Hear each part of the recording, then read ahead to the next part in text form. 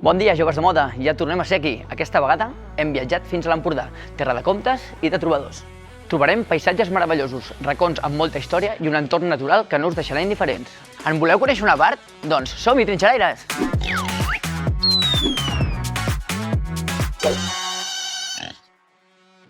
Acabem d'arribar a Castelló d'Empúries, un poble de l'Empordà amb un passat medieval molt interessant. Amb poc més de 12.000 habitants, Castelló d'Empúries està dividit en dos nuclis urbans. El primer, Castelló, que es troba a l'interior, i el segon, Empúria Brava, situat a la costa.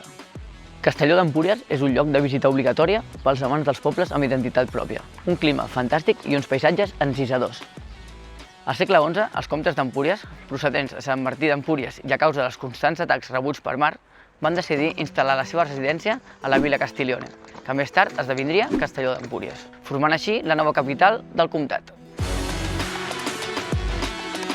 Amb una arquitectura i unes dimensions pròpies d'una catedral, la Basílica de Santa Maria és un dels exemples més interessants de l'arquitectura religiosa de Catalunya.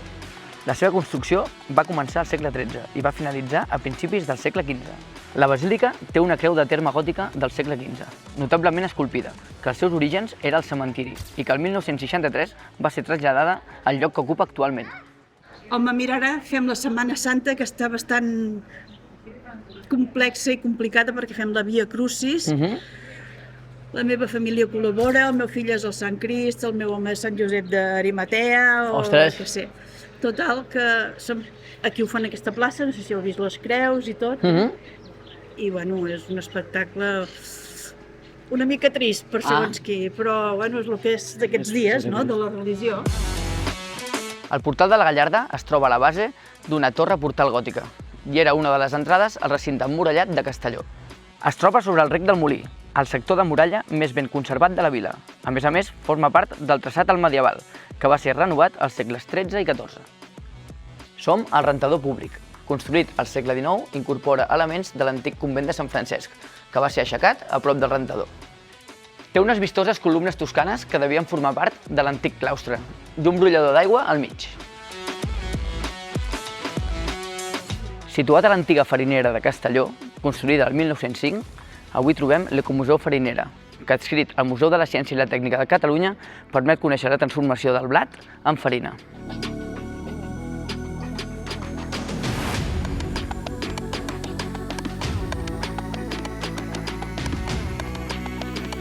Els borels són un producte típic de Castelló d'Empúries.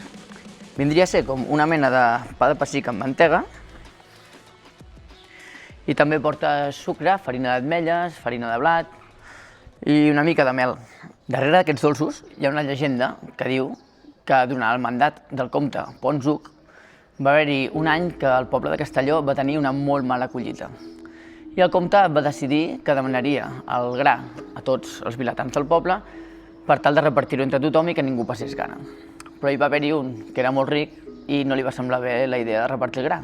Així que va agafar els seus bous, el seu carro, el va omplir amb el gra i va decidir marxar del poble. Quan va decidir marxar ja era fosc i a l'hora de creuar els aiguamolls tant ell com el seu carro van quedar atrapats al fang, que se'ls va començar a empassar juntament amb els bous. D'aquí ve el nom de Bruel. Bruel és el soroll que fa el bitó, un ocell d'aquí dels aiguamolls de l'Empordà quan està amb zel i recorda una mica el brama dels bous. Per això ara els castellonins, quan senten el cant del bitó, diuen que és el so dels bous que van bramant mentre s'enfonsen al fang.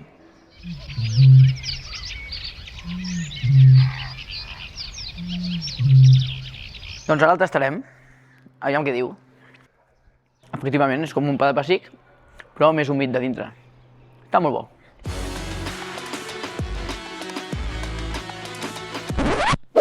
Ens trobem al carrer de les Peixateries. El seu nom l'adopta perquè aquí abans hi havia les llibreries i les carnisseries. Ja és la segona vegada que ens trobem això, i em sembla curiós.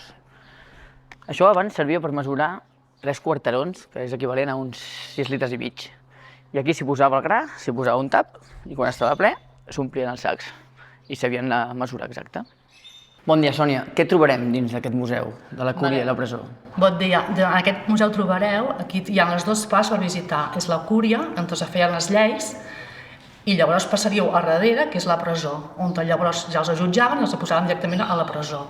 És el que trobareu en el museu. I llavors tot una miqueta el que és l'època medieval a Castelló d'Empúries.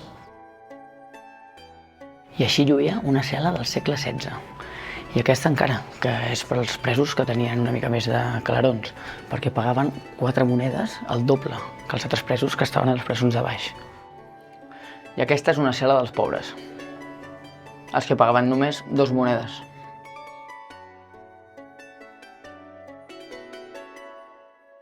Que somlou, Jacinto, com ens hem de veure.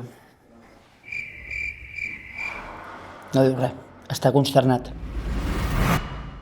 Benvinguts als aiguamolls de l'Empordà. Els aiguamolls de l'Empordà són una de les principals zones humides de Catalunya, juntament amb les de l'Ebre i les del Llobregat. Es troben ubicats a la plana empordanesa, entre les desembocadures dels rius Fluvià i Muga, en un espai caracteritzat pels cursos fluvials actuals, les antigues desembocadures dels rius i els sistemes de canalització i reg de conreus que històricament s'han donat en aquest lloc ric en aigua dolça. Dins del Parc Natural dels Aiguamolls hi ha 2 zones, que són els llauners i els estanys, que són de màxima protecció per la legislació catalana. Vol dir que no hi entren ni les persones. Als aiguamolls hi podem trobar més de 100 espècies d'ocells i aus, a més d'altres espècies de rèptils, amfibis i mamífers.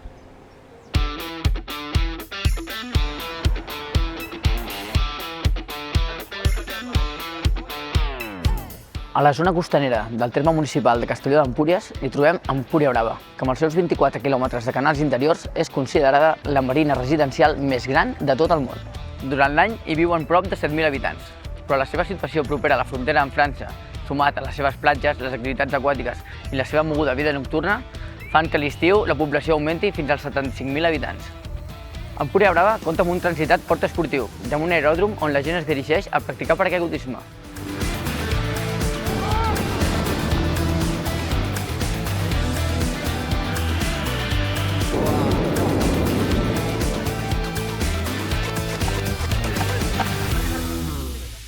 Ha arribat l'hora de dir-vos adeu. Una vegada més ha estat un plaer ensenyar-vos una mica més del nostre territori. No oblideu subscriure-vos al nostre canal, clicar m'agrada i activar la campaneta. Amb això ens ajudareu amb l'algoritme i fareu que es visualitzi el contingut en català. I res més, fins un altre, trinxeraires!